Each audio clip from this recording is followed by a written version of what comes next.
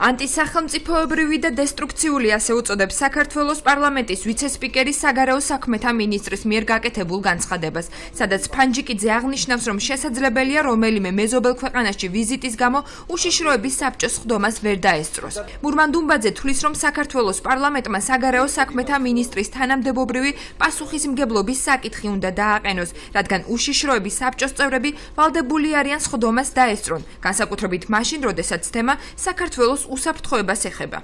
საქართველოს პრეზიდენტმა 28 ოქტომბერს უშიშროების საბჭოს ხდომა აფხაზეთის საკითხთან დაკავშირებით მოიწვია. მთავრობის წევრების ხდომაზე არ დასწრების საკითხს გუშინ რამდენიმე არასამთავრობო ორგანიზაცია სპეციალური განცხადებით გამოიხმაურა. მიმართვაში ნათქვამია, რომ ეს არ არის პირველი შემთხვევა, როდესაც სახელმწიფო ინსტიტუტების საქმიანობა ფერხდება მთავრობასა და პრეზიდენტს შორის შეუთანხმებელი მუშაობის გამო. მესამე სექტორში ფიქრობენ, რომ დაპირისპირება ხშირად საფრთხეს უქმნის ქვეყნის განვითარებას. მოუწოდებთ ყველა თანამდებობის პირს პატივისცეს სახელმწიფო ინსტიტუტების კონსტიტუციით დადგენილ ფუნქციებს და იმოქმედოს პირველ რიგში კანონის მოთხოვნებისა და ქვეყნის ინტერესების შესაბამისად.